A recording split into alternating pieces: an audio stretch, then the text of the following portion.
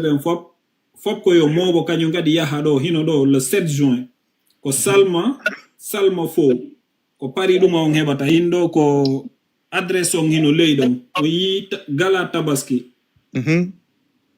voilà si concert say fo non gasiri direction ko to wonde nge yarude enen fop la fala do yide kawa nge be ngum keso on ko tong yata nan exactement e hino modo capture hino do ndenyande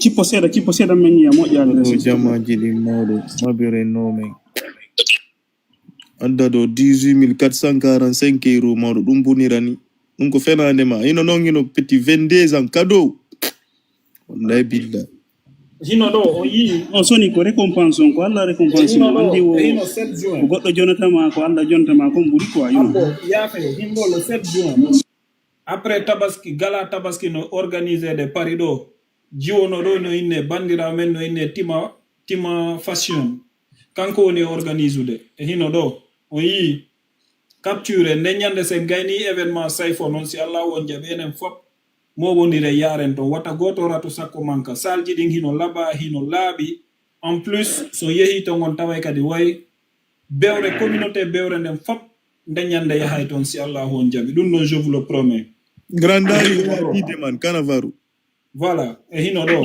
merci beaucoup jom haaji on kadi mi hendike jom haaji on nan voilà ok Joni il va n'akarista n'écoute peut tapoter live on on peut le faire 1 million de tapotage mais voilà Fatou Zar jodo do Fatou Zar habbo taw sel on to Cannavaro woni Zar nini da wuri kono asella fina nalim andi o famali na jabali alu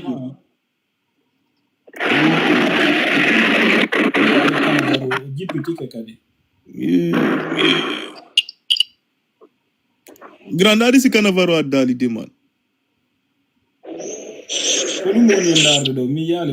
oui modo geno voilà on peut le faire hein? Wallah on peut le faire dans 10 minutes on peut le faire 1 million de tapotage on peut le faire wallah tapoter l'iPhone s'il vous plaît Djejion voilà ano mimi masa yo mimi jeje on wadi hande o yeydo en direct tapoter partager s'il vous plaît la nande ma moƴƴa kawa ngardo ko der julirde ko teddungal mo war mo yawno toragol Allah jabini dayade be dugal dikra gongal do nande mo way habbo taw feƴƴe 1 million de tapotage continue affaire on parce que o ari abel ko micro wa wonta grand Cannavaro ouais o grand jodo kanko kadi o yewtuduno dewgal e Fatou Zar do ko lourd témoignage Fatou ko ade siga hom boni o Fatou jodo taw ko ade hom boni o Fatou jodo ko Fatou ja andi musique yalto be ni Fatou ja Fatou Zar ko grand jombo yodde makko fi dogal kadi ono ko côté wala ko côté Germany ga o do woniri voilà oɗo ko gueɗal ɗo amen Germany ga mawɗo les gars waɗire ni ma hen s'il vous plaît tapote fialle men iwen ɗo tapote iwen ɗo men andi menen kadi Germany o yigoy tapote l'iPhone zone on kadi 1 million tapotage zone onon kadi inde mon no bona ton de non menen ɗum e fala ya interview abbo monsieur Bari dawa yarde kaba itim dal namo mo yarde kuma compte oya dimojo makon don o jawaga voilà yawde compte dimojo maw yo yarde compte kuma Abdoulaye ka onno yo yarde makon dumbu ya onko c'est mieux quoi kamina doublé dar comme la dernière fois non aruka dumbu ya mo kipi mo alde téléphone on to mo aruka dumbu ya nande do yito makko laabi ka laaba no laabi abola mo yarde kuma compte dimojo voilà, femme direct, voilà. La famille, on peut le faire 1 million de tapotage, s'il vous plaît. Après, on avance. Et Nebido, Mike, tapotez l'iPhone, s'il vous plaît. Dans combien de minutes? Dans combien de minutes? Dans maximum 5 minutes. Oh, 5 minutes, dans 5 minutes. 10 minutes, tapotez, dans 5 minutes, moi, tapotez. 10 millions, mais. Voilà. Min on do mi do andi à partir de hande minge debbo inneteɗo Fatou No, ɓe poto. waɗana yiila Poto. Kala ko Ko lamba. fuɗɗori F ko problème. ye oɗo no bewi oɗo Tapoter life la famille. Et puis grand Canavaro grand et puis hari mo ko yaye makko ko jankenda. non habbo non habbo sina Fatoumata Binta Boussoura ɗo oɗo non oɗo mi accitatamo kono Fatou ɓeɓe fop E Fatou on ɗo ɓawa maɗo hakkiltamo. non Fatoumata Boussoura on ɗon on voilà na mais gotu oɗa ko Fatoumata oɗa ko Fatou o na gotu ngoto compare ɗum No, bledade wo Fatou on ɗon ɓawa makko ɗon o foto hallo waccitata on no ko ɗo wollo. non astafurlah wala auzu billah jamais de la vie La famille tapotire sukunu mondum ngiwendo tapotem jejiyo. On fop oɗo kadi Fatou je siga oɗo kadi ko posoneje vous êtes tous pareils. yow Alpha nam oncle ma woni prêt dans 5 minutes yawde ko suudu ko har mo yawno ko juulide Eddi 3 minutes ni woni modo wala eddi que 3 minutes tapoter life on. Ele ko seppata ko men calcul de modo tapoter life on wara do joni. Tapoter partage le live. wara joni Ɗum fof ko gotum kenda hocca ko fami ɗum on mawɗo. woko nan hocca O nen hocca nan hocca ko non ko hoccoɓe noon ɓe hocca e hendu Ɓuri ara ɓen kadi ko hoccaɓe ɗon goy grand hoccaɓe ɓen tigi. Abita soni ko moy de hocca kadi taw. ko yaye o jiwo ɗuma ɗo o traite ɓe hocca e hendu Sorry hakke toli go na sam kala wallahi témoignage o nini mo ko appel mo jenti yen wa million on timmano na sabuɗum ɓe ñani ya ƴaw ko témoignage kesoni ko kawtal joma ani oɗo no falnomo jomu kono toujours a ɗumanno to jom tapote lay fof mawɗo ko tapote to en ɗo fiyalla ndara no dani ɗo de samɓe men ƴewti fiyalla Alpha Jon wo ko accepte ɗon Abdoulaye Jon Abdoulaye Doumbouya ka ko ɗum sikkan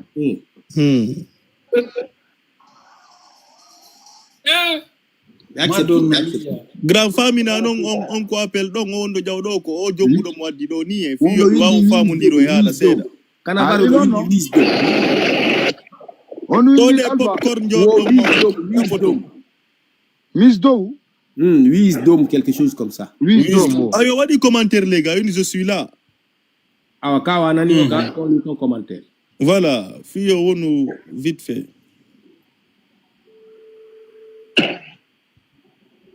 warime Fatou Zar eyo ko nena hocca nena hocca woni yaye makko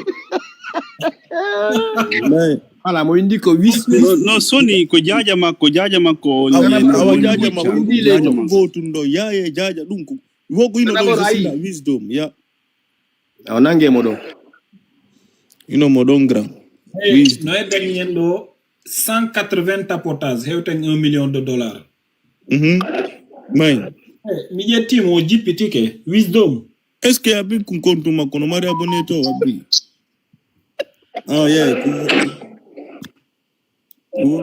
jawogo les tapote la iphone quoi voilà o jawi ala mo wari yafo allo voilà fima dow onon kadi fimo dow moƴƴal bakay messena 22 ans ko Mohamed Bari joni abbo men noddi ɗo hoɓɓe waɗoɓe ɗo ka témoignage anduɓe ex mao d'accord aaluɓe ɗo détail ɗo fi makko kadi seeɗa anda so tawi détail ji ɗi no nandita e no andirɗa noon so tawi no wawi bo information o fait so tawi woni e voilà ɗa wawi settagol e ko ɓen no ngalta kon seeɗa an kadi so tawi voilà no nandita e ko renseignonoɗa passé makko seeɗa par ce que selon ko oɗo haali kon ɗo junkugo depuis 2015 gayni université makko voilà oɗo ari no falnomo kadi dewgal mais Allah mu yaali ani ɓay ko Fatou Zar tawi ma o dogamo walla addiramo Europe ok honno inete grand Alors danande Wala andi jetti. kon non problem ko jiw andata kon o wolanta ma kon woni ko go habbo wisdom yafe grand danande Hinanande. ok joni grand jo fannoɗo mo jommude on ha o arnakimo hinomo ɗo Okay. voilà grand jo falnoɗo mo jommude on wonɗo France ɗo on o arnakimo hino ɗo grand jo Jombudo mon kan, jombudo mon. Na i fala. jommuɗo mo on Wala attimo France. Wala. voilà Okay. ok joni noon mi faala ya haali tan nan o nana ɗa on honno innete ka nan hoccaɗa suudu e ɗiɗo quartier ji détail ko nantata e ɗum voilà yaafoɗa noon détaillanamo ha o faama kanko ndaara si tawi correspondance si ko gootum o haalanmo o haalanma an kadi est ce que ko gootum habbo wisdom est ce que hibbojo on no nande taw bari monsieur bari réseau makko on no Barado. Abi abbo salam arsude no demo ko. ay sa noddal mo ko min noddimo nane ko ɗum ɗuman ni ay sa noddal mo wisdom monsieur bari kippinemo ƴawonon mo kadi nan sikkitu Ah, andi konno noddemo ko appel parce que no ko WhatsApp o jento nan. abo mi noddamo ɗo la famille continuez de tapoter s'il vous plaît nam ah c'est bon da wawi wolde ɗo joni voilà joni mo nande ina nande Do jento. monsieur bari la jenti yaw Voilà. merci beaucoup joni grand ɗa wawi fuɗɗitade ɗuma on konto ange oɗo andidirɗon Komin? Okay. ambo min na kako o mo almagne to komo allemagne o na Jento to anjol jento. monsieur bari Okay. écoute simini monsieur bari haala mais nini ko omo Allemagne ga ok ya pas Johnny, mi expliquer mon fils Andou Fatou, la Andou depuis 2015. Fatou environ, mon mesure est 1,65 m maximum. Fatou, mais ma fille a fait le mariage 2015, ici.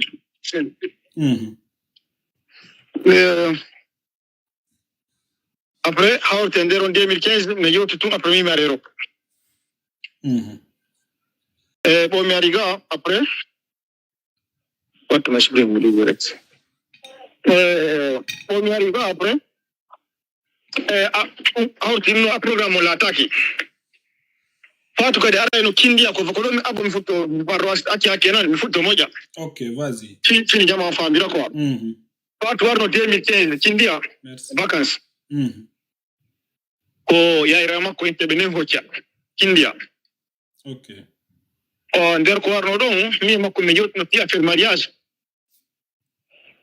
2015 ɗon mi yewti ha mi waɗi d' accord e jommidirgol nder ɗum min mi ari ren ko ɗum fikkino mariage hakkunde amin mi ari roppuno nga tawi on tigi ala gollude e fuɗɗi sonjugol am mi mbuuɗi hawtini bloki mo quoi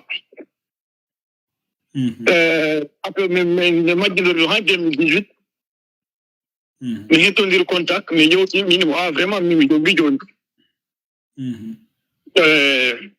après ko mi haalanomo ɗum o settini o min kirayimo ɗum fof mi haalnanimo hon waɗi mi jombamimo non mi aɗi européen afrique ane gollam service ɗi o haɗa fuɗɗako golle mawi bloquement Bah oui.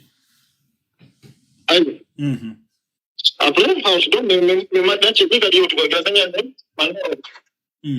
ono dallantotanmo ɓe nawi tan ko bloqué aɗa so ɗum ɓe majjidir non contact kadi Fatou kadi ko ɓe wiyetero ɓe makko no floa e fiɗa Ok, ɗo no woni très important. Kanavaro, Ay la jenti waje la jenti. anani wo babe makko feƴƴinino. Ah, voilà. Ah. Non, ça commence à être important, intéressant. Billahi. Tapotane live on fi Allah. Ab fi Allah tapotane live on fi Allah mjejon. ndaare le ton abdoulaye dumbuyajo naɓude ɗuma invitation Ok. Ok, joni anani Alpha, est-ce que boy John monsieur bari nani mo gentiamo monande mo jawde ko compte Abdoulaye Doumbouya don. Merci. Ok, my grand. Ok. Ko biro makko e jaaje makko e faato e miya makko wonduno Conakry. Legi tigi dum kono carte mo ko ciment ko carte mo wonno ko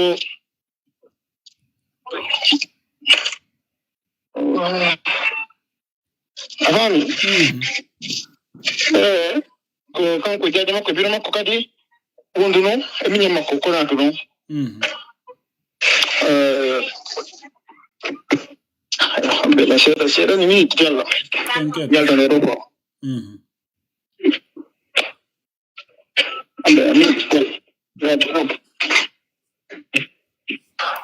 o addi you know do Doumbouya o Abdoulaye Doumbouya vende do konto woni mi yalimo voilà mo wadi o profil cartoal envoie demandement on aro windigo je suis là tapo fialla pat tapo tane wala fialla tapo tane live on fi Allah men jeji on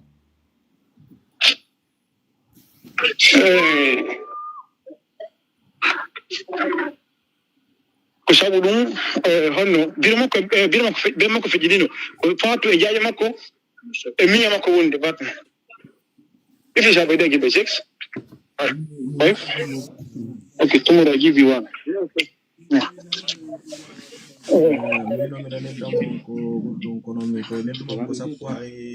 kadi faatu kadi na joto be debal parce que min ko mi wona to jombaka jaaje makko jombaka afami Allah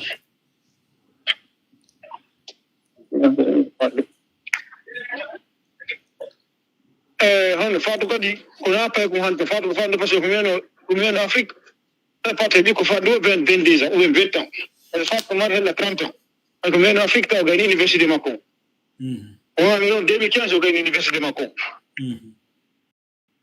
non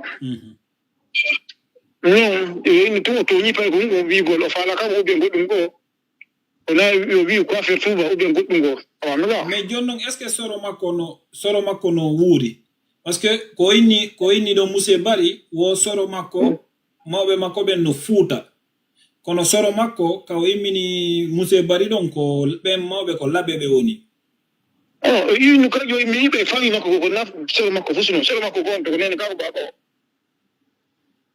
ko don non musse bari udutu micro ma on est ce que musse bari no do Abdoulaye Doumbouya lanjentiti minni wo soro ka yahuno don ko soro makko ko nene walla ka baba do bulle o laade ko côté baba ok kamme ka wonda don wadi bruit seeda pottitoto enno konto no ko Conakry do wonno ko Conakry do wonno mais mi anda quartier exactement konto do non ko jamo be ben waawano andude dum no habiba faatu ko quartier mo taw biro makko ko tawda fay makko biro makko wo konto tawda biro makko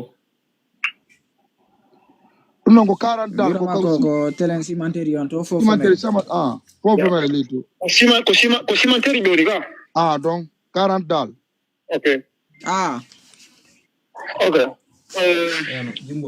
kumpay ko halla inde men ine banas ko Bakar Sidi es ko honno ba honno ko yetto baajo men ala inde makko ko video ma nyande do on haali no da pay ko dani on juutu ko miseda pay ko ko sabu ko biro o yano kinde vacances patu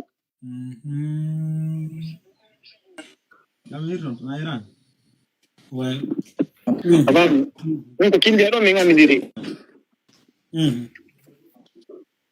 ay on to yo inno trio do don harama yotude mo yotude do tiro o na diramo ko in ko no do juste ko on hal hore so non ko juste e fin goloro do mais jonnon est ce que non joni kanko pour yo do wawdu monnade fatou makko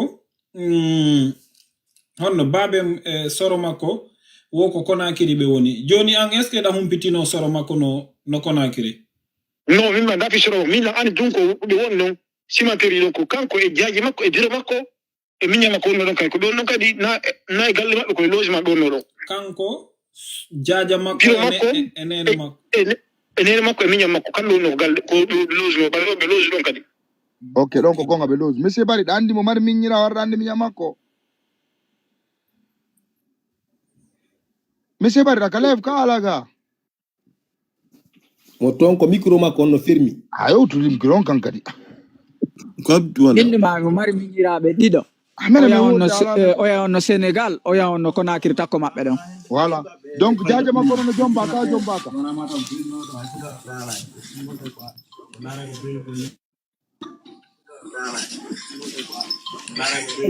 Mamadou Bari oui jaaja makko no jomba ka minanal jaaja makko no jomba min d'après elle mo jogi jaajirabe dido be jomba d'après elle hein mais min ko goto mi andi an o mo no da yotude mo wari mo jomba on no jomba mais mo jogi jaajirabe dido non ko histoire nebudo woni alo donc ko 2015 waaw non wonde ko histoire nebudo peut-être bay min ko telen 2018 men ngandi diri voilà ko non voilà non doit famondiro ok grand continue men jenti ok joni grand nde andunoɗa mo est ce que hari o innunoma ko jaajiraɓe ɗiɗi o jogi walla ko goto min ko mi yewtuno min sino ko fi jaajira makko goto halno ɗon gore jangari ko halno ɗon on no pay on rani fayi maɓɓe moƴƴa ono wino mo mari jaajirawo goto on jombaka fato jombaka e miññirawo kono juste si ñalas ko miññiraɓe des ko miññirawo goto ko randu kan ɗo o maɗa miññirawo no andi o gaynudo e ma tun o ƴetti oɗo par ce que oɗo ko 2018 ɓe andidiri an ko 2015 a ndara kadi o contactunoma kadi 2018 ka 18 consa min mimi jombi voilà ko ɗum waɗi o fotti e monsieur Bari ɗo ayi transition makko on monsieur anani monsieur Bari minani fami transition makko no juuti trop mais bon on n'est pas là pour la dénigrer. Non, de toutes les façons ko yewtu ko haalangol ma tun no waɗiri no mi woni innude goto dénigrata goɗɗo ko waɗi ko wonde e haalde monsieur Bari ouais mais famille andi gonnu accindu gon n'est pas là pour la dénigrer elle doit être dénigrée ko waɗi ko mo dénigrer de monsieur Bari acce ka ko andi Canavaro kawa ko position porteur de projet mo jogiti si dénigrer ko enen parce que kanko fandi obi waddi nyallal goto il est très reconnaissant Mamadou Bari il est très reconnaissant malgré tout. Voilà, Johnny il a fait. OK. Johnny kono inete kono andirno da audio fendo wonduno don kindia. Non, juste mi ko mi andirmo kono mi fendo mi andirmo don kindia don ko mi mo don. E mi andirmo don ko boni. Juste no bonan toni mo no. Mi andirmo don ko boni on suma. Kak aynak milando ma kaka hombo wonno kindia ton parce que min o raconta ni la wonde mo comment dire imo mari jaajirawo mi anda siko biddo bappa ma siko biddo ka wonde ma onno initirimo jiwo mi biddo mum kindia ton ko biro on o mo yima no initirimo don ko biro on wara no vacances kindia d'accord dandi do woni landu no mari tokira on ko kindia woni donc dun la andi dun non kadi mais o yeyi kindia amino ko do min gadi amino no quartier go to me woni d'accord amen amino ko do mi jiden ko me yare no nyallu ko don parce que ko sira travail woni ko afami ka kindia ton kindia ya ene monsieur Bari o haalanno mo fi hocca tanti nane yaay makko walla honnum tanti makko ya just kunji ko moy ni mo do wala nan fi yaay raw makko mais min hande min e mabbe me yewta kunji intir ko mo don ko biro no yete ne hocca kunji intir ko mo don OK ko biddo be initiri mo don kindi ya fe taw ya fe mi remercier be tapotoɓe ɓe en hewti 1 million de tapotage merci beaucoup machallah big respect merci beaucoup joni monsieur Bari échanger e oɗo seeɗa yewteɗon seeɗa parce que onon ɗiɗo fof on tu vois o gaynu 2015 o yahama 2018 non o feƴƴino goɗɗo goto mo Angola taw aɗa yewtude lammi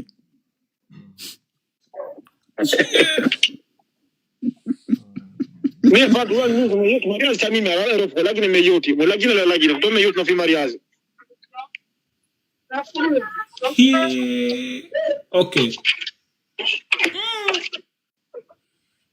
onondiɗo ara ɗo gandidiri moƴƴa kono noon bonnuno programme o onondiɗo min ko bonni programme o ko mi ara Europe parce que min mi yewtu même pas 2 mois mi ara Europe 2015 d'accord bon mi ari non après mi fuɗɗi yewtugol ɗan tusiɗare Europe fuɗɗaki golle goɗɗo fuɗɗike mo noddugol Afrique ɓe sikka sanate Europe ara pejiri fof ça va ouais ayka fadno hammi joki mon soin min perdi contact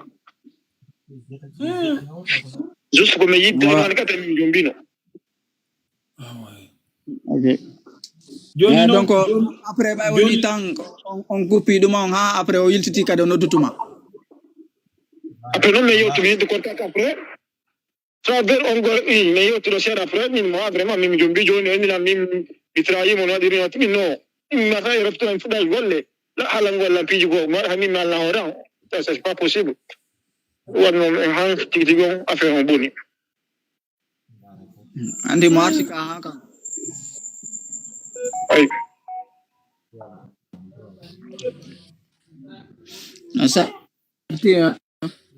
no min mi huli oɗo ko non min noon ɓonan fen har mi andiramo ɗi systéme ji ɗo lagine har mi andiramo ɗi systéme ji ɗo waɗa siga ɗi pijiri ɓama ɓe ɗon kon en tant que goɗɗo no ɗumannoto noon pijiri ko noon ko min har mi andiramo ɗum ɗo few ɓonan feno hoore makko min kadi go andiramo peut-être voilà min ko ɓawi o ari o yaltini ga programme mo yaltini ɗo mi andi way vraiment ko yonno gon tigui ukki parce que ange makko siɗo yewtude o yiidi lagine ka ko lagine o yiidi lagine si mbaɗa waɗɗo mariage o ka ko a jombumo si yawɗa toon ka o yiidali non mais min min gandidira lagine ok ono ko téléphone yewtuɗo andirɗa jombunamo ɗon addurama Europe kaka réseau ji ɓe fotti ono woniri ok c'est compliqué ɓe arnaako mo ɓe ari mo bindi hoore nde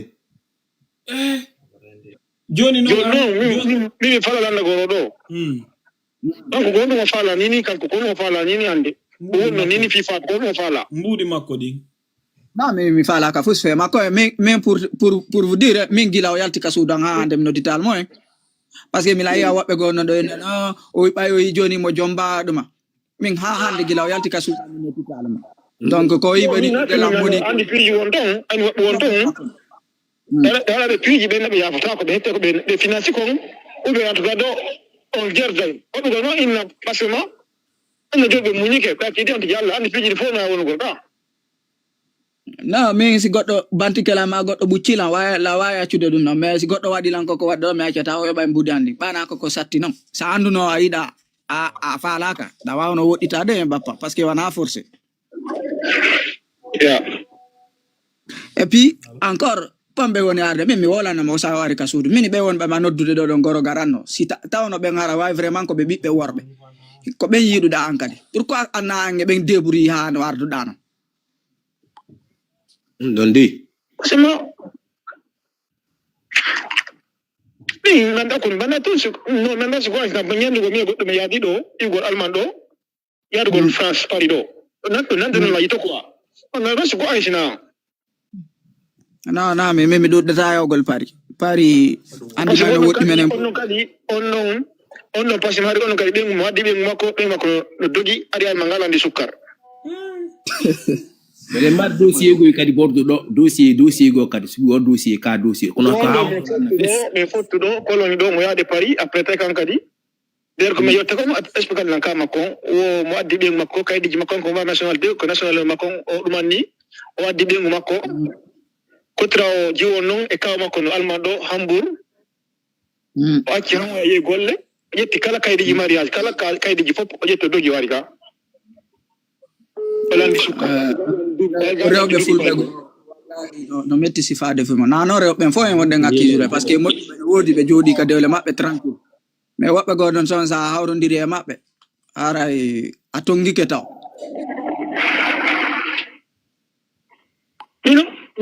no mi go do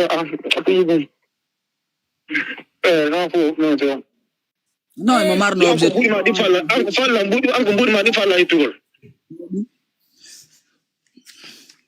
min ko juste comme ini ko mi la gino go beto ji di rewta hetta buri ma di no dun do nge yewta ilay t'inquiète.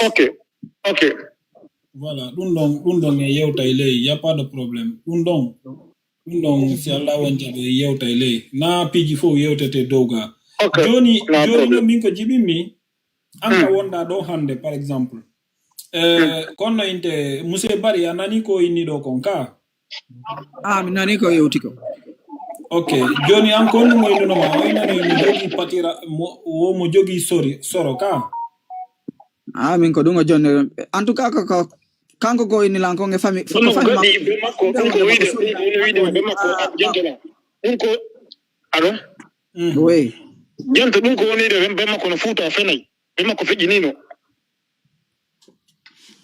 do ko débat go kadi ni voilà o fenay be makko fejinino be makko ala futa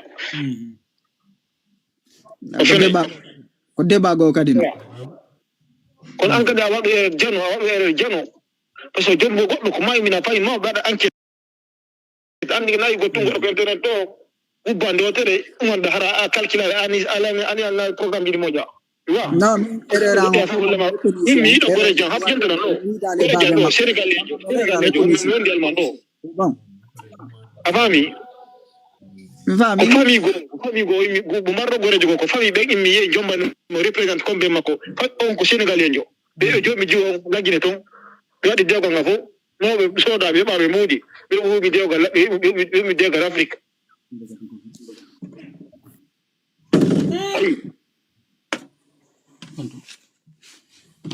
ma be no lagine ha ko bandi be mudi be no ko kabul fami kari sino fi tout juste le marne kirama no ata nini fenta ma fami ko gota randa du nini fami ko tiki ata randa di piji wondi wadini I don't know ko haji ko fami go yo yide mu kanko jaji makko bo fami be na joni kari be fala o walbe fami ji bandi joni lagine do ya be daro be no kambe bi ko bidde ma do be ko bafa mabbe wow Mimi hulia franchement grand après ya da e wondi jaji makko e biro makko e minya makko dun non la andi dun do non ko no wondiri me joni grand fi au programme da non harmi ala non o dogi o mo modi mu bengu mu ngaddi do kanka de o yari Allemagne landogol sukkar t'inquiète mi noddete après OK no problem OK merci beaucoup fima do non OK merci beaucoup fima do awa on nani Fatou Zar mi alni on chaque jour qu'on se réveille il y a des nouveaux trucs ni kami woni yewtudude mondo goddo go kad no faala lam noddude kono misali do nge ngacciray do ni taw parce que mimi huli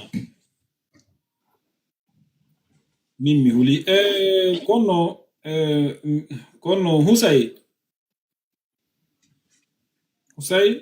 no way day jang yettude Allah kono halda do e Fatou Zar ngaldini men tu worbe jelo Allahu akbar Fatou Zar wonnobe ben supportude Fatou Zar fo yo andu ko dumaajo be onno bambude nani Fatou Zar mérita supportede mo mériti wengede et puis bandira on kadi walla mo hetta mbudi makko din frère Blédar bandira on yo walla be hetta mbudi makko din min ko dum mi mari ko may dum do bandira o eno duwa e ko way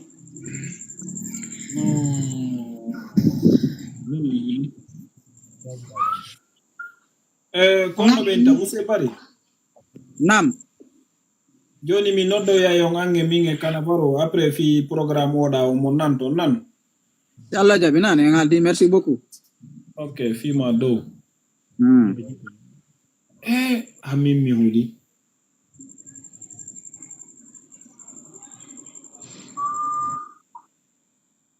nini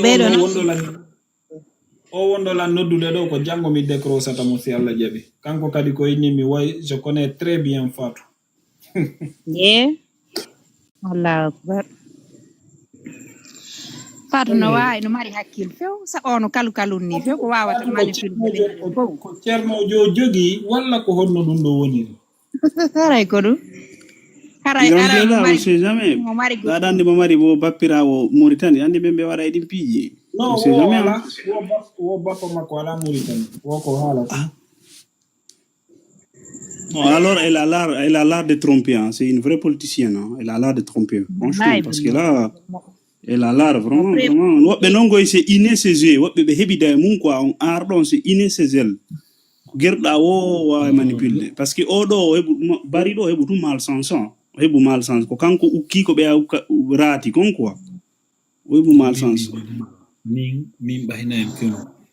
Mi eto nike hande kadi mi burti hulde o jiwo labado o jiwo do sa ino yeso makko ngo nginna o warata dum hara jakano boni ha may yeso ngo andi non ta ino no laba andi ko peinture ni grand ta sikko no laba accu ayamu face à face go itaw parce que dum do ko peinture ni go na ngari kin kono yeso makko ngo sa ay asikata ko yeso criminel afamata afami dum moni yeso makko ngo dum benta l'apparence est trompeuse donc ko non woniri billahi awa ko min golon tum kala manin ko ari kalfa jondo ko yo sede sendindire ha labo pos mi alna on pi un gotum kadi famille on to noddi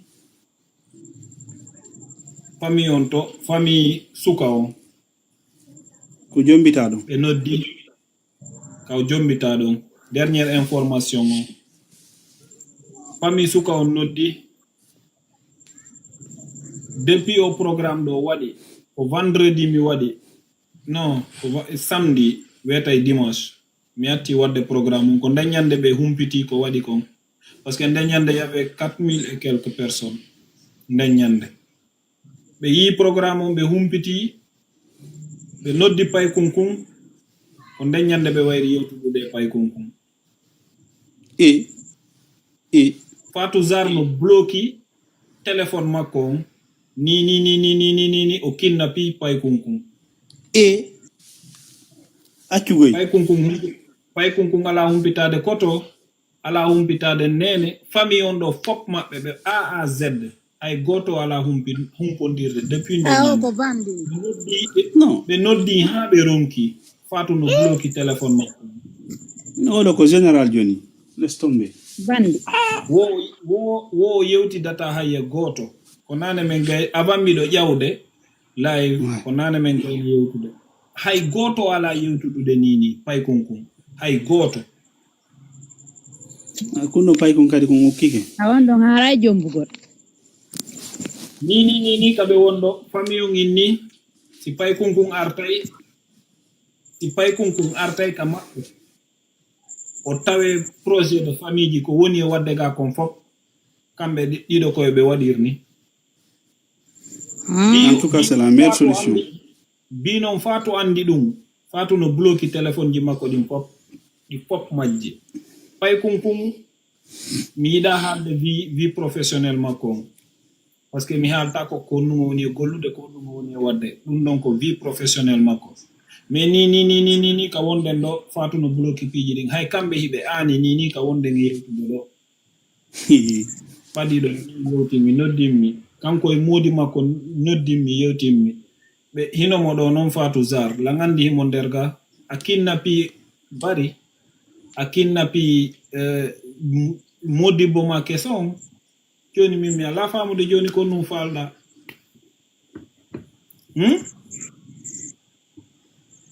mimi anda joni ko num Fatou Zar do fala du coup ko min nata be dano etade wonno be natirta contact hay koto makko mo hawti boyo mo hawti on noddi harun ki ala hendade miñam be ani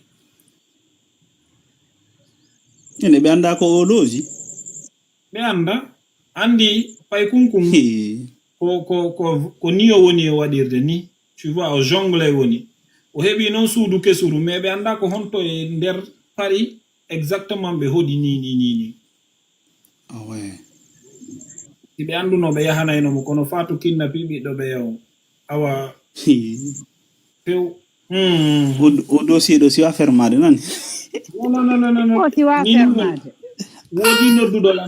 Wodi nodduɗo lando joni inni mi kanko kadi ko ni Fatou kono on ɗon on wala haalde ɗo taw jamais jango ko dossier à suivre minion laaɓa e seɗen sendidiren ha laaɓa pos ti allahu on jaɓi miɗo andi noon Fatou Zar ha watta ngila ko min natama kon parce que leyɗe porte fof no andidiri en plus iɗa ari situation on ƴawrali taw watta ngila a faami ka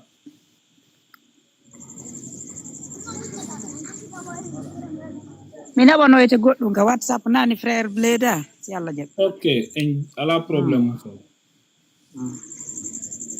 amin mi huli ka aduna ɗo hande ene aduna on ko honnum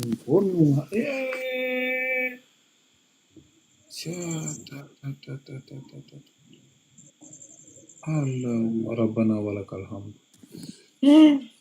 andi non Bledar o mi holaki o ko konitu woni waɗi ɗum ɗo goy parce que on mari no tippi ko tiiɗi on tippi ko tiiɗi ceernojo makko holli ɗum non ko ceernojo makko juuɗi ɗum mo no mari ceernojo few parce que mari famille ji partout ara mo ƴetta tun yimɓe famille ina yimɓe ɓen inna goɗɗo ko famille makko on arna vrai famille on ko bandi on wawi kal yagal de kono Allah bonnitanimo ɗum fu ɓawa yaltino fo yimɓe anduɓe mon ɓe fof ƴaway ɗo wowla fi makko wallahi o bandirawo ɗa si yetti mbuɗi mum ɗi gara yo mali usay no wodi woɓɓe go hakkunde anda no wodi woɓɓe go to wallahi ɓe mari ar tigi tigi mais ɓe wonani tun hey woɓɓe joɗorani tungoy enen ɗe yawi ɗum goy yata goɗɗo huto ɗum no wodi ala ɗum no wodi wona ko ñaami joɗigoy ta huto ɗum wala ɗum kanko ko hombo mo ɓuri rewɓe ɓen fof on to ɓuri rewɓe ɓen fof eleki kono ɗum o jogui ko ɓe ala ko ɗum ɓe wata ɓe ukkama e biñumɓe talla mawɗo ɓe jokka programme ji maɓɓe woɓɓe go sanamuji maɓɓe ɗin Allah jaabinanayɓe ɗimmi Allah jaabinanayɓe yaha jogo on tigi haɓɓa on tigi ha yona watta on tigi baalin ñaama e wolata bawni ɓe waɗama facile ko soit ko mbuuɗi ma ɗin soit doleke ma soit goɗɗum e ma kala ko ɓe hendi e ma ɓe waɗoyay ko won tun ko iwre ma ɓe waɗay ta goɗɗo huto ɗum goɗɗo huto ɗum woɓɓe goɗo ɓe nanay ɗum ɗo ɗo ɓenna kamɓe ɗum no ko haala noon exista alata hawre hoore mum wonɗo wandi ɗum ɗo min Fatou Zar ɗo elle est trop forte ɓayna mi fem woni forte de Fatou Zar o jogi wono kelɗi à partir d'ande kala ma nin inneteɗo Fatou wata noddam mi noddatamo sauf goto noon min e Fatou wonno fitir men on ko Fatou innoyte astafurlah fitiro yara ko men mal yara ko facile yara ko Fatou yara ko F grand F kadi zarbo et puis min nima dossier on no avance ɗo ayyay ko minnuma ko goɗɗo go kadi no on yiyay mo ɗo andi yimɓe ɓen no hawji min si mi ari koye mi jooɗo taw yimɓe ɓen fija jala yara boisson yara ndiyam jooɗo kono layi Fatou Zar Fatou Zar mi hulide non sina Fatichou on ɗon ça va kala de mo Fatou waɗi goɗɗo c'est le bon moment de parler yo yimɓe ɓe yoɓe ƴawɓe wowla de kala anduɗo andi grand yeah big respect grand mi recevi ɗo message wile on kadi message ɗo ko wi'i wo sali frère ça va wo Fatou de leluma précisément sanama ko aynde kono ni sanama ko aynde wo j'ai vu avec sa famille en Mauritanie mais c'est une yette sani wona o yette jalloje Fatou Sani wo elle a changé son prénom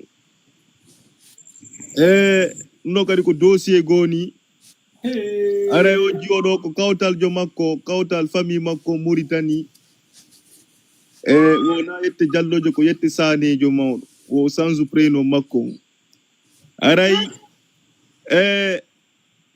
non makko aray oya sino ga onno monsieur 22 ans petit au fait oya onno ɓe natamo victime jon aray bari voilà aray monsieur bari no duwa kadi ɗum annagol warugol enquête yanda ɗum ɗon konno woniri ko joni mi recevi o message ɗo ko mi wonno ko life ɗo kono ari lan occupino gerdede ley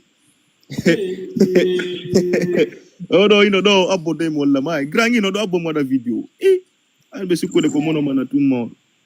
Ino do o ino video grand danko panel be ya. No, obri. Ta hollu photo ya on. Okay, no. Voilà, hollu tum message on. No need me to say that. Voilà, tonu, ta hollu tonu, voilà. Okay, abono wadi flou say da kwa mer. C'est bon Sony, c'est bon mais igoi. Ino do. Tonu, ta hollu indendeng. Non, tonu. Voilà. La fabi no wadi duma say da do on débrouille. Do mo. Voilà. Ara yodo kadi debbo ara o témoigno. Wadde ko be nyamata don futti Mauritanie ton. Ara no gerde de ley. Minnuma Fatou Zara tokkondirama e mun a haala e forcé mawdo. E bino min komba ngon victime jon e mo 22 ans be jommidiro wona e kawtal Europe do. Kala kanko e bengu makko kesson ko be watta yey. Mone warete ko forcé wona e kawtale. Grand mi fena kam fenata dum no mi fenata parce que ko doit ko obligatoire. Be doit ono kawtal ka be doit kam no doit. Ono ko commentaire. Ko obligatoire no. Voilà. Hande kadi ko nondo jamaji do doa ono kawte sa wondi do goddo on seedi surtout ara jombu mo don doa ono kawtal sa jombiti keso ko yowonu kawtal voilà ça c'est normal innu goldo seeda doga dunga lato mawdo en jokkondira aduna o lanna mawdo min ngon kala mo mi jombido mi seedi mu surtout ara mi adde do doguda kala ko jombada yoda ko takko do mi lozata min e bebe yam mawdo mone warete kala ko me watta yey kanno ande ankari kondu watto min no mettata lang je m'en fous. Voilà, ara Fatou Zar préparo agno kunjunku 22 ans wona kawtal forcé et puis voilà. Kadi ko jiw sorti d'usine kadi petit 0 km tenana ay go et puis ko 0,0 km wallahi billahi urullahi yoni grand mi bakiti ma ari ko feddi non sane jo jaga ko yette sane jo sane yaru do sane Zar Fatou Sane. Yo, biba kitima Grammy wali na do resera parce que ti alta yo. Big respect quoi. Aika. Nene Fatima.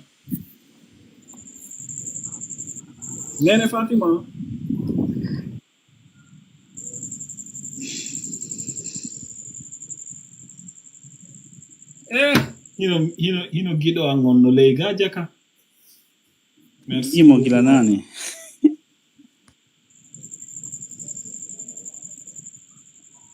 Epi kadi Musa mi hollita ma do hida do. Milando.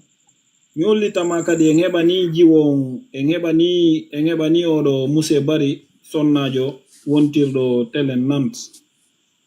Jiwo nane bandirawo go arido nane o inni kanko il est prêt o kamo minyam makko o kiramo fi Allah hoti annabijo. Ah, c'est bien. Yalla lati ndew gangalle jammo jere. Amina ya Allah. Amina. Ko dum don de toroto ne. Ko dum danda en sifa fatu en do nani danda on sifa fatu bay ko non jombata. Amina. Rima. Amina, amin. Din duwaji do men amina no. Amina. Riyamba.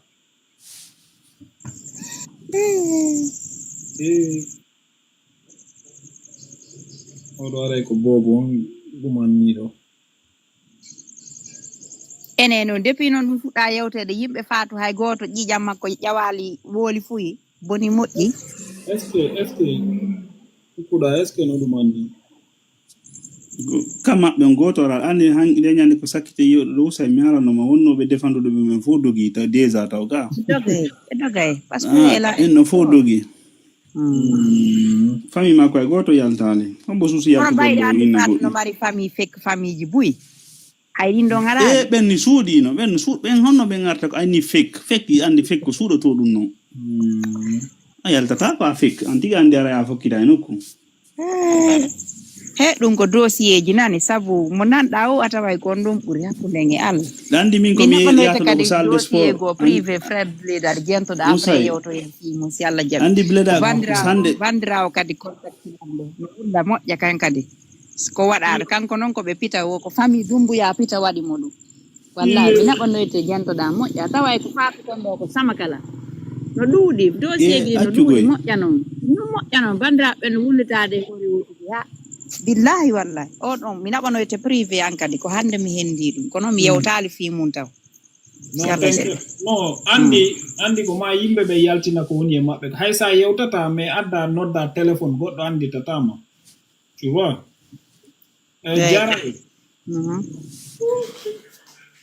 jaray ino yimɓe ɓe ɓe landoto demande ara ɓe ari ɓe haalta ko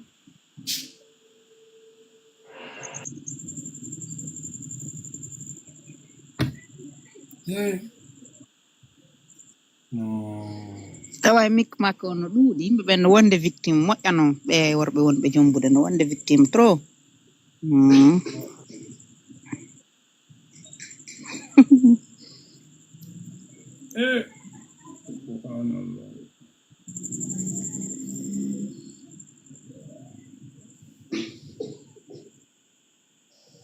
Asma'u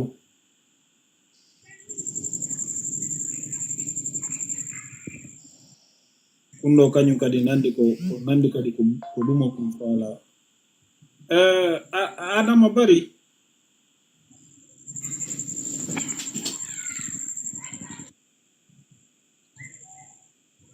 nono yurmiya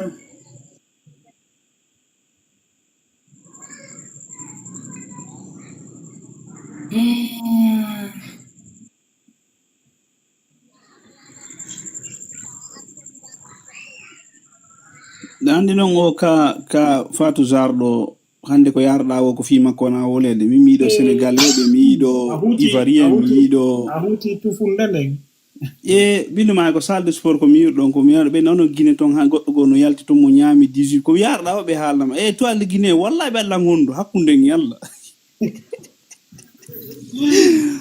binduma ko partout Sénégal kan halaka Côte d'Ivoire han Cameroun binduma a fotta e maɓɓe ɓe haala fi Fatou Zar Fatou Zar o wiri Binet bawoya est ce que Binet no ɗo kala mani ƴawɗo ɗo haalal tum o yehi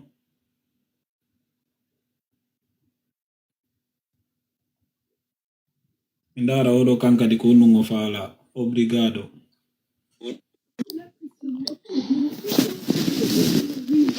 Bonsoir. Oui.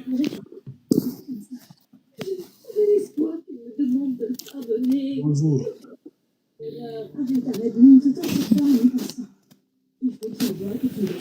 Allô? Allô, oui. Bonjour mon frère, ça va? Dajam. Marsu de mimi nanata pular goy. Je parle sous. Ah, mais non go pular wona yewte do de jaja. Ah, moi je sais pas parler Peul très bien. Ah ouais, kon nous ngaduma. Ben, écoute, moi je suis venu parce que hier j'ai fait le live sur ma panel. J'ai un peu parlé de live, ok. Oui, j'ai fait le live parce que c'est pas, ça concerne pas seulement les Peuls, ça concerne la Guinée quoi. Je sais pas si chez vous ici c'est comme ça, je ne sais pas comment ça fonctionne sur votre panel. Mais jaja.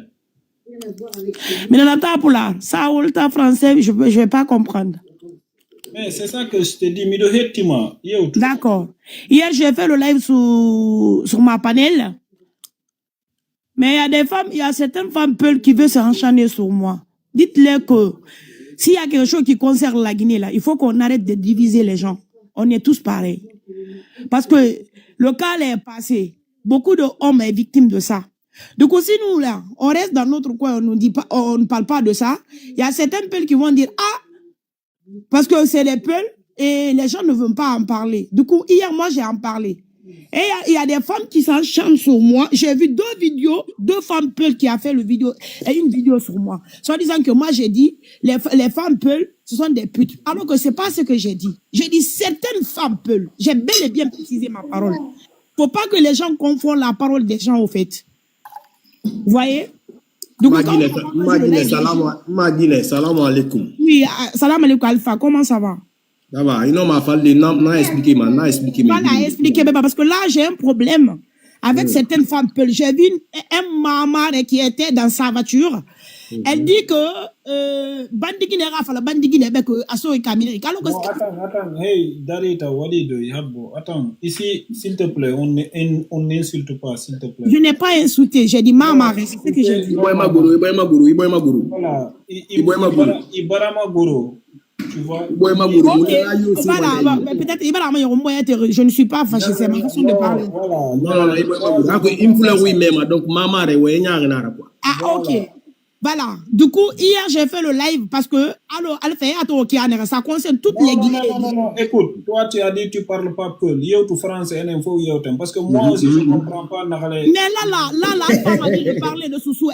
Et lui, là, il va vous dire. Non, tu peux parler français. Voilà. Français, oui, voilà. C'est ma. Alors, c'est comme c'est ce que je dis. C'est comme c'est ce que, Allah, Souba. Attendez, je vais parler de ça. Tu es trop pressé. Je ne suis pas pressé. Parce que j'ai vu deux femmes Peul qui sont en train de s'enchaîner sur moi. Au début,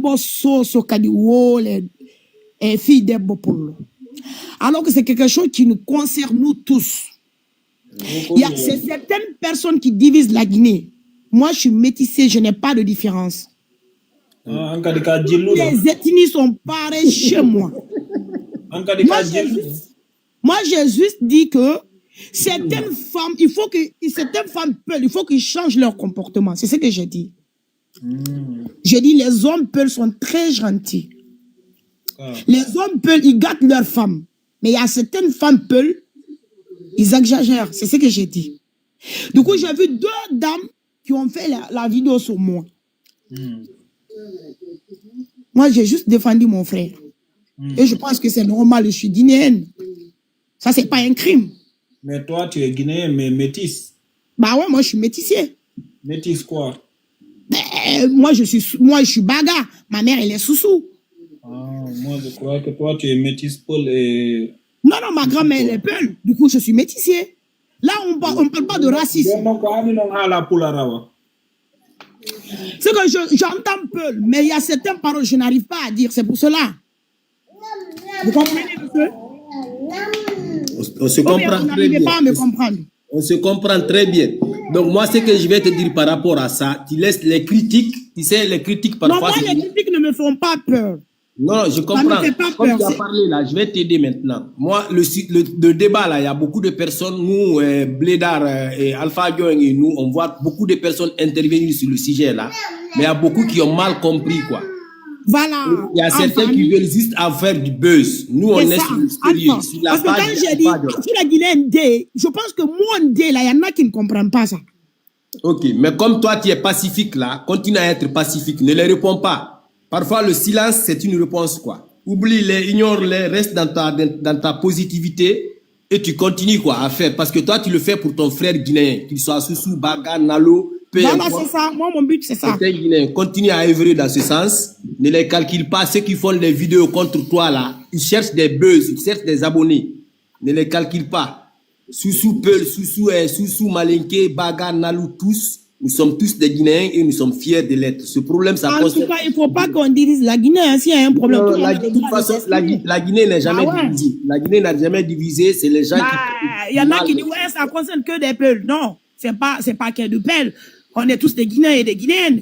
Moi, on va faire des vidéos dans toutes les langues. Toute personne qui peut intervenir, que ce soit en Landouma, en Nalou, en Baga, en Peul, tout le monde peut intervenir. Maintenant, quand nous nous disons, qu'est-ce que tu as dit, toi, sur cette femme-là? Pour quelle femme? Celle-là. Tu as dit que tu fais live pour elle, là. Qu'est-ce que tu as dit? Je n'ai pas dit que j'ai fait live pour elle. J'ai fait le débat hier sur son mais toi, personnellement, qu'est-ce que tu dis? J'ai dit certaines femmes Peul, il faut qu'ils changent leur comportement. C'est ce que j'ai dit. C'est ce que j'ai dit. J'ai dit certaines femmes Peul, il faut qu'elles changent leur comportement. Je dis certaines femmes peuvent, je dis pas tout le monde, et certaines femmes peuvent vraiment, ce sont des, comment on dit, oui. Bon, comment ça s'appelle, maman, je vais restructurer la question. Qu'est-ce que tu penses de la femme? Frère Alpha, ta inu da wadai do live landuma ina alufu jawa do temo en baduman no wawla fi on wadanta ko live full benite ko full ben Bon. Maman, attends, je vais te demander, toi... Donc, là, pour la halle, pour la ok, bon, attends, je vais descendre ici, parce qu'il faut qu'on parle plus. Moi, je descends. Ah bon? Non, écoute, maman, sans te vexer. Non, c'est bon, je vais aller sur ma panel, c'est bon. Si elle dit qu'on ne parle pas un autre langue... Ming, tu vois, mais himo yetu de hore mako nabaka wa heutali mimi andamo ko kanko ari do si tu fais ko nabaka heutali puis frère Alfaida o ka jinde dum ankati non salayo jab non ma femme on dirait ake femme on dirait moi une ko panel peul ma panel susu moi je suis pas c'est pas ma conviction ça duma no moi min dira encore pullo babe encore maninka comme dillo na habo alpha man Ni ko panel tude Alpha Jonk ne nanno woni yewtino yewtere makko ne jentonde moƴƴanana comme si mo dégage de hen wil exact ko dum woni alande Alpha parce que mimi falno me yewtu comme si mo dégage de hen ala no woni certaine femme mais on mi da ender adnango min da panel peul susu malinke ça je suis pas dedans avancer habbi o do rugi na on jarama de onon kadi ko onno woniri ko ndimo walla ko ngarano min ko minaye ah c'est bien machallah donc usa ya de ayo jawde don joni min ko don tonno mi haala parce que har nane mi lande ke jawgol 10 heures fois kono mi wawa on ko non haali en fait ko bayo ngandama ko goddo tagado kadi sibado moƴƴano a faami mais ko non o way ko non o haalirta na jere wana go ber makko no jawi dum ko go dimmundu min nane ari mi CV on do min ko faando landago ko on ko so mi winduno ka message de zenjo parce que zenjo no jawi do kagra leader o innono do wondema ko kanko modi interde yette barijo on donc dum mi faando nane landono e mun bay o jombi o joado jo ngarde ga jo ngar ko ka fami mabbe woni ka ko fami kanko gorko ngo wonno ko après voilà parce que ari mi bilandi parce que awata jombi go non wondo e we Afrique apparemment kadi kanko e ozen de jombudo mo do wa apparemment hari kanko be wondi plus de 5 ans ka sakiti de mo jombugolo parce que ari bimbi bene zen de gono do mi anda so kara honno ba ari on do min yo meden live go ari ben tombe halni be do be confirmi be indi ozen de jombudo maka sakiti rundo o kanko ari zen de jaka be wondi plus de 5 ans be wondi ensemble. Donc conseil mi milandi minni photo do bawo photo ko la don fewndo ko modi makko non fewndo ba ka ko modi makko ko don addi mo ko on say be labbinani me be wonde ma innugol ko 11 je don jombi mo fewndo wana on addi mo di himbe ben fappas ko no be haalde be fapay o jawdo be joni himbe wiide ko 11 je do addi mo kanko o photo ko la don fappo no wiide ko do addi mo ko o inno falata donc be okkade haalaji de say on jarama ouais Nala ton. Hande piji ding hino ɗuuɗi trop. Miss. Na? Day jam. Jantu onon kadi goy. Ma ñallangal. Jantu. Konto suudinoɗa? Miɗo darde on. Jiwona pewa. Bewi jokkaajo na. Bewre. Usa yew live. Welcome. On dirait d'ailleurs m'intervenir dans le chipo, please, non? Ok, please. Mais par rapport, vous allez m'excuser de mes propos, par rapport au Johnny Hali. On va lui donner. Si mon frère l'a halo depuis Robe, vu qu'elle a dit qu'elle est métissée, elle est guinéenne, c'est pour le bien de la Guinée, alors qu'elle parle de façon générale. On a les filles guinéennes, yo hali non, mais nous avons certaines filles peuvent. Parce que vous le pays bizarre. Certaines femmes peuvent, elles doivent arrêter ça.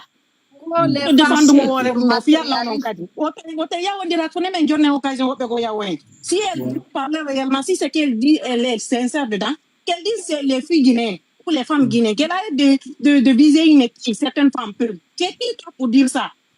Oui. Tu te prends pour qui? Merci Joe Labado Fima Do. Mi do woni fiel. Please, ankadi ko non son ko dado. Ko non grand joni Mina.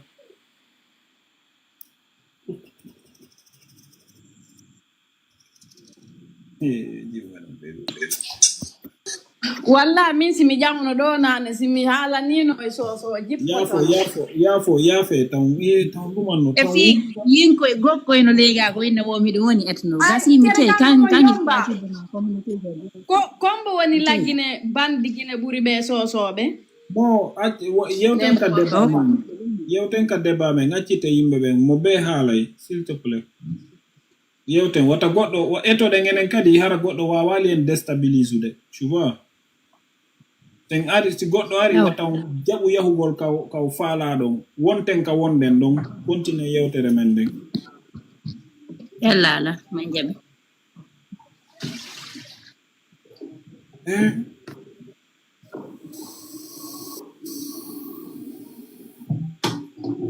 andi no yimbe ben yettay be ara ko du won do wo sama assalamu alaikum moy grand o jawoni no ida jam tungala aodo jiwo wadi ka ulbini nani ko no wadi Allah tawanne ndo haadana ndo madum eseyoti jombay sabuna ndo no wulbinide dum do wada e gonga be habba be dambude dudude dubben gonga be ya garangi dandi no wurorta ko ni antipade quoi okay miss okay podo mi kadi hippina frère Bleda okay usay mi do abbi ma joni non okay ono birabe amen wombe do ben foppo yi dum do no wonirni komitoro ton kala mo andu don gorejo mo andu don hi no nanana yewtemo ko waata habbo mudu habbo innu rewbe inetebe Fatou Zar ben si wana Fatou be gono do dido woni Fatou Chou e Fatou Mata Boussoura ben non c'est pas grave mais wono Fatou Zar do innu ben non kono rewbe hedditi ben c'est pas grave non andi ko waju quoi parce ko be waju parce lan andi o do wadi dum do goddo kay présenter nandi min kay simbe sey dum do wawa gasude parce landi jubbe ko jembi woni fo parce jembay de be jembay mojjano kono me Fatou Zar do jaja fima do kono me budi wadi yo hetto Fatou Zar non gayno diraka taw t'inquiète pas odo wayno dirtaake fani mbudi bi yalta lepi kadi kala jombuddo mo yo seede makko so seedale makko kala kame himo wo me wengay ko du oui mo rondi ke donga kenda ko yaro o luubay kenda dum ko du wonto oui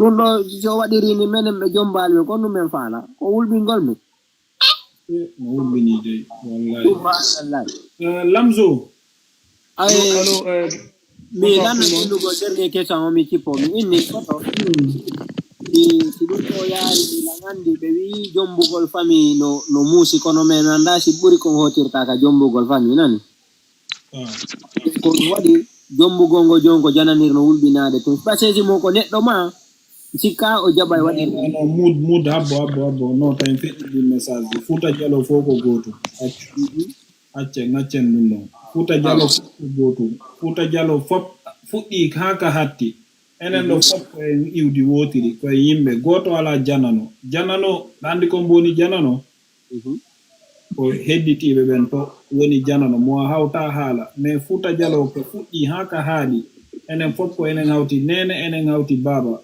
problème wadi ko gonga kono essayer no gérer un programme di wata en divisu lagine mo yanay okay wana futa ta goto jabu yaltinde inugol famille on fo en famille andi be wolire dum no wona jombugo biddo bappa ma jombugo biddo yaay non ta feji message go si yimbe no dudi wona ya haadu message go sina do wobbe capture woɓɓe kaptayɗum waɗa ka hakkille mum. Ok, wona problem. Ɓen ok, jo wona problem. Yo Allah moƴƴinange. Yo Allah sanja wayɓe wa comme oɗo ɓe. Merci. Miijino waɗugol ɗum ɗo yo Allah ta laati. Wattane la wiyeɗo wullude moƴƴa. Gonɗi gorko sinti e leydi ndin bonay. Wallahi. Merci koto. Jarama non. Hey.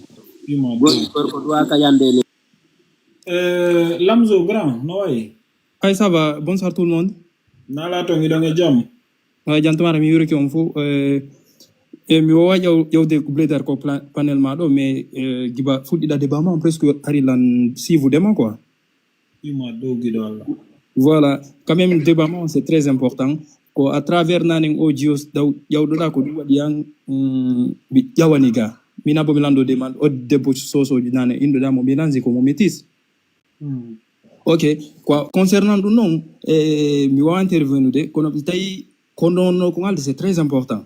A accaynomo tun o ƴawa o continue kan o haala konno ko ngalde par ce que andi koko waɗi ɗo ɗum ɗo no concerni enen guinen fop a faami surtout kadi ethnie ji ɗin fop kadi kono ɓay o jippike o jiyoɗa inni ya jippimo ko nomin tuusilan o inni wo ko ya jippimo ɓe golle abbo mi explicanama ɗandi min aduna on fop arɗo ɗo wowa haalay mais ɗa andi naya ƴettu hoorema kadi naba de trop puis on sa ari aduna fop yewtay ɗo tu vois no wodi no yewtiranta goɗɗo excitation moƴƴa no awa habbo mi yaha mi huɓɓina panel an o mais mon gars mbiɗa ariɗa yewtude min mi andama personnellement ka o suivete wo ko suivete peut être o ɓura kalan suivede mi sikki peut être ɓayru min mi andamo ka joni noon sa ari yewtu min ari mi hokkimo occasion yo min yewtu mais ɗandi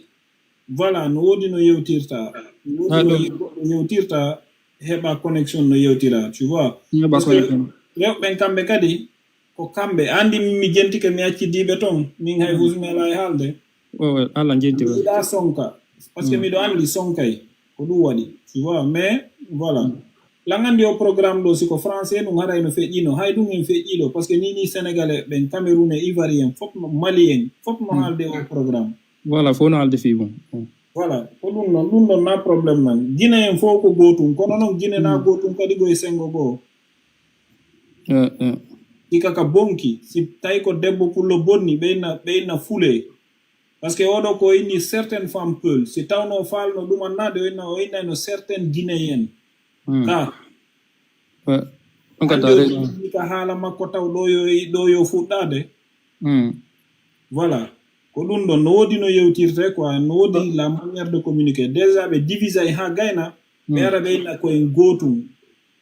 Ouais, donc tu as raison. Mais concernant parce que ani vu que mi tun débat ma on fait de foko dum fi dum na le dini c'est très non important avant mi ay o jipike vu que o jipike ko mi na bi mi ndaram si meto on winna ma on vu que tay mi do mi windi kon ala na tude ko mi nabo mi nabatunde ban sa yetilam m'explique na ma quoi kala ardo ko panel ma si le mo intervenant si tay wawa to etura tu wawa maîtriser on tigi yara on tigi hala ali ton piji gon to visa quand même ça va c'est intéressant débat ma ko no jawno no la ngare c'était juste ça quand même débat ma c'est très important non intéressant ok imado tigi mo tan ko jitu la ko jaja bijou on jarama nala to ngi ngi jam to ngonon le no wondabe alhamdulillah no be mali do mumbitade be alhamdulillah meɗen nanay ɓe jam awa alhamdulillah onon le saba meɗen ɗo menen kadi meɗen jooɗi ɗo meɗen haala ko rewɓe ɓe min suivi on ɗe balɗe fof kono hari miɗo e déplacement hari miɗo Portugal ko hande mi arti tawi mi wata ƴawde kam mi woni ɗon tempe gêné ƴawgol ka panel ji c'est très très très compliqué menen ɓe rewɓe hande min ganda kon to min fokkitiya ɗum ɗo fet bonni inde debbo kala debbo ɗum ɗo no kaani surtout ɓiɗɗo debbo pullo Fuuta kono min kon ɗum mi mari komi yewta ɗo bandiraɓe am ɓen siɗon faala jombude jombe ndaare famille on tigi on to ndaaru on tigi famille on tigi on si tu te rappelles nyande go mi ƴawi ka panel ma ɗo expliqué min ko honno mi jombira wona jikko angu min na min laba mais ko mawɓe am ɓen ɓe ndaari ti worɓe ɓen no ndaarude mawɓe ɓen c'est plus parce que sen calculi joni o jiwo ɗo ɗen o manipulu ɓe ɗo ɗen parce que goɗɗo anda ko mboni hay nene makko goɗɗo an est ce que hay nene makko ko nene makko parce que min si mi landama mi wiyay o hay nene makko wona nene makko tellement que façon ko manipule ko waɗi ɗo ko ono wawi waɗude piiji ɗin 19 o jiwo ɗo koko wowla ɗo fof si tawi ɗum ɗo fof koye hoore o aaden goto ɗo kanko tun o wawi waɗude ɗum ɗo o ɗo ko subhanallahi o wiyete est ce que nene makko ko nene makko wona noon fréquence baba makko wiyama maayi donc ko yimɓe fuu fala fuu ɓe tun woni ɓaawo o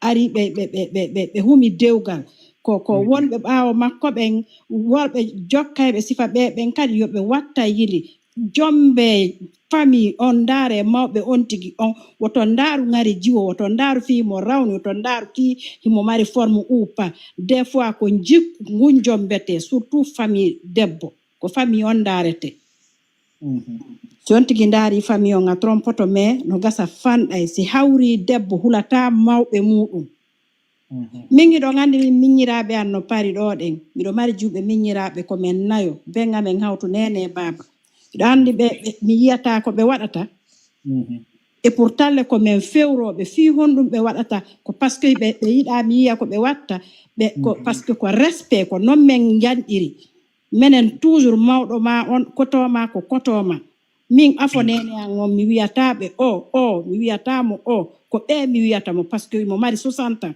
mo wawnola heɓude ɓiɗɗo mi suusataɓe wiwde o ko ɓe mi wiyatamo et pourtant c'est mon frère ko reedu woturu men yalti kon ɗum woni wadde ɗum ko éducation on awa worɓe ɓen franchement ko gonga woni trop victime ɗon ɗo men anda menen roɓɓen o fait joni men anda ko honɗum men wiyata hakke menen joni menen tigiri sifa ɓeɗo fof gayni bonnude bonni menen ɓe ɓiɓɓe mum jombaka ɓe joni ɓiɓɓe amen ko honno heɓirta dewɗe parce que tout le monde va dire debbo fof no wayi wano sifa oɗo ni alors que ara wona noon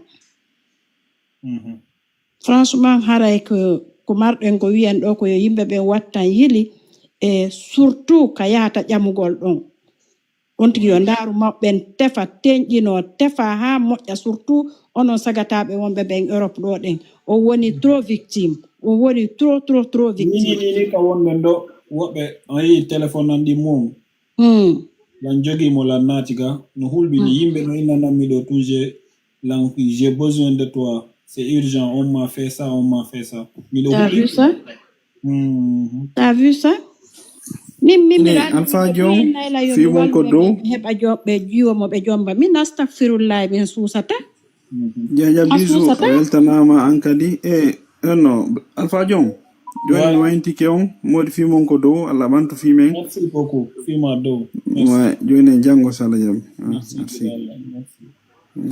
donc franchement ɗo c'est no hulɓini modi no hulɓini mais bon ko ɗum wawɗen ko sensibilise go sifa no wonɗon waɗirde ni sifa ɓeɗo ɓe wenge ɗo ɓe wirte ɗo fi yo yimɓe ɓen ɗuytu waɗugol sifa ɗum par ce que yimɓe ɓen kadi sikkay joni aray ko fi bonnalngol mo mais na fi bonnalngol mo ko fi woyo accirni kanko tun o waɗi ɗo jalo hara noon ɓe yaltitali fi mum ɓen enen en anda taw e yiiɗo ɗiɗo kanko aaden goto o wawi manipulde 2 personnes à la fois kanko tun ko 4 personnes 4 bah oui ya mi anda ko wona no hari jaja iɗon ka vacances ji no hari wallahi hari miɗo ka vacances ji jiwa jano ngari no jibini miɗo yehi darugol mo donc hari haala heƴata ɗon ɗe billahi kono hari miɗo suivre quand même mi suiva mais tawa mais mi wawata hara wowlude hara c'est un peu compliqué ouais non ko franchement quand même on weltanama ko on jarama buyi moƴƴa no awa merci beaucoup Allah ko en yirugol e jannani merci cippinan ɗum awa yaka seede mum jango kadi si Allah on jaɓi le dossier continue kala maninno min mi haalanta goɗɗo goy mi haala ni on nde ñande mi waɗno sondage min ni est ce que iɗon faala e ngartu affairage on innilan hihi awa créé groupe whatsapp waɗon ka whatsapp plaidar affairage windon ɗum ɗon ton parce que miɗo andi on yi téléphone on téléphone ɗimmo si mi ugginike ɗo mi hewata on haalande goɗɗum en plus ɗo komi gayni ɗo si mi kuppi ko woni yarde kon kadi ko goɗɗum go bolokuɗo honno communauté bewre wo haray an o waloɗanoɗa par ce que nini ko ɗum ɗo ittata yimɓe ɓe wula ko ɗi affaire aji ɗo ittata yimɓe ɓe wula na bonnangol goɗɗo non objectif on wona bonnugol ko sensibilisugol mo rati non rati Fatou Zar la ngandi en jango kadi parce que téléphone on no sonde nini kami wondo téléphone on no sonde jango kad no wodi si Allahu lando lami non jawi inshallah rabbi be mi jettali be ngo yafoto parce que 22h yoni 23h kay yoni du coup jango no wodi inshallah rabbi sarze téléphone ji mon ding moƴƴa jodo don on fami ɗaɓɓon popcorn e boisson jodo don jango kadi e ngare si Allah won jabi fato en gayni dal merci beaucoup inshallah rabbi jango dossier kadi no wodi goɗɗo go kadi à partir de 17h ko 17h minnion si Allah won jabi 17h goɗɗo go kadi no addi ɓengu mum ittimo kamen addimo on kadi ƴetti kaydiji makko ɗin fop dogi ɗi e kaydiji ɗin nawri honto ni mo jooɗi jamani on ɗon kanko kadi